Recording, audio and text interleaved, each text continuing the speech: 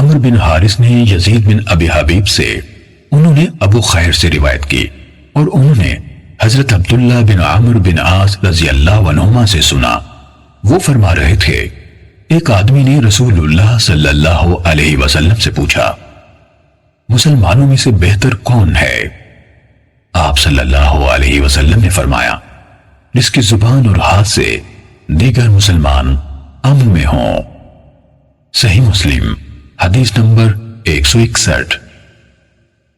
حضرت جابر رضی اللہ عنہ بیان کرتے ہیں کہ میں نے رسول اللہ صلی اللہ علیہ وسلم کو یہ کہتے ہوئے سنا، مسلمان وہ ہے جس کی زبان اور ہاتھ سے دوسرے مسلمان محفوظ رہیں۔ صحیح مسلم حدیث نمبر 162۔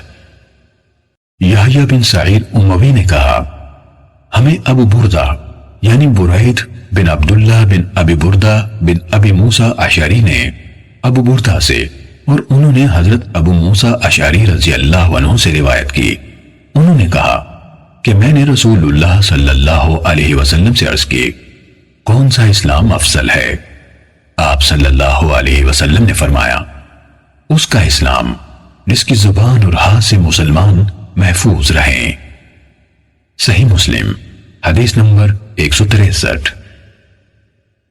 ابو اسامہ نے کہا، ہمیں بریدہ بن عبداللہ نے اسی سند کے ساتھ حدیث بیان کی کہ رسول اللہ صلی اللہ علیہ وسلم سے پوچھا گیا، کون سا مسلمان افضل ہے؟ اس کے بعد سابقہ حدیث کے مانند ذکر کیا۔ صحیح مسلم حدیث نمبر 164۔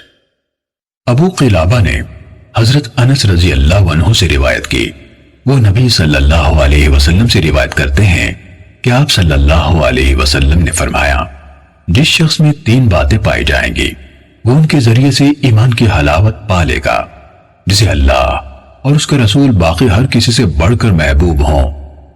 دوسری یہ کہ جس کسی سے بھی محبت کرے اللہ ہی کے لیے کرے، اور تیسری یہ کہ اللہ نے جب اسے کفر سے بچا لیا ہے تو وہ دوبارہ کفر کی طرف پلٹنے سے اس طرح نفرت کرے جیسے اس بات سے نفرت کرتا ہے کہ اسے آگ میں ڈال دیا جائے۔ صحیح مسلم حدیث نمبر 165۔ قتادہ حضرت انس رضی اللہ عنہ سے حدیث بیان کرتے ہیں، انہوں نے کہا، رسول اللہ صلی اللہ علیہ وسلم نے فرمایا، 3 باتیں جس میں بھی ہوں گی وہ ایمان کا ذائقہ پا لے گا۔